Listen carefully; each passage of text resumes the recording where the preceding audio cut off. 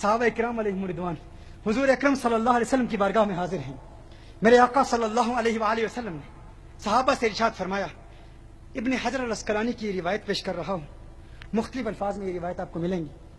حضور نے ارشاد فرمایا, ہے میرے صحابہ, مجھ محمد کو 3 چیزوں سے پیار ہے صلی اللہ علیہ وسلم. 3 چیزیں اچھی لگتی ہیں.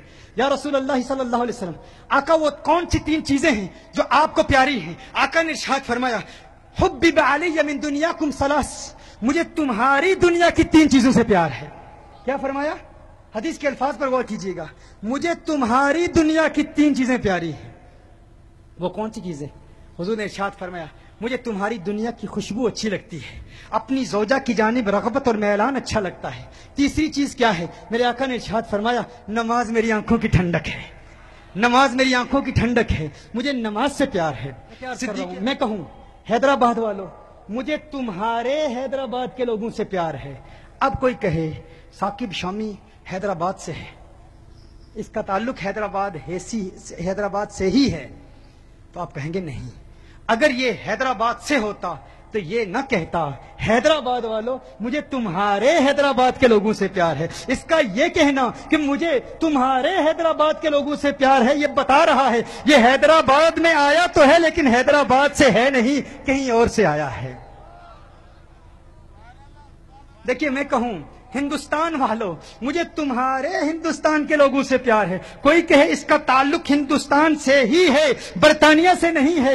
آپ کہیں گے نہیں, اس کا یہ کہنا مجھے تمہارے ہندوستان کے لوگوں سے پیار ہے, یہ بتا رہا ہے ہندوستان کے لوگوں سے پیار تو کرتا ہے, ہندوستان میں آیا تو ہے, ہندوستان سے ہے نہیں.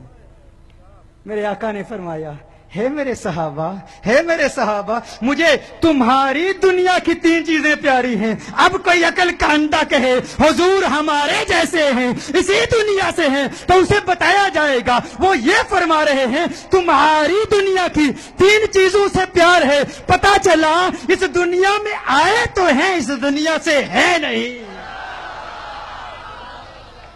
کہاں سے ہیں؟ شب معراج پتا چلا, اعلیٰ حضرت نے بتا دیا, وہی ہے اول, وہی ہے آخر, وہی ہے ظاہر, وہی ہے باطن, اسی کے جلوے, اسی سے ملنے, اسی سے اس کی طرف گئے تھے. نہ حلیم عبید کھلا ہے یہ, نہ مقام چولہ چرا ہے یہ, تو خدا سے پوچھ وہ کون تھا تیری بکریاں جو چرا گیا. تو خدا سے پوچھ وہ کون تھا. جو حضور کو دیکھتا ہے وہ اللہ کو دیکھ لیتا ہے.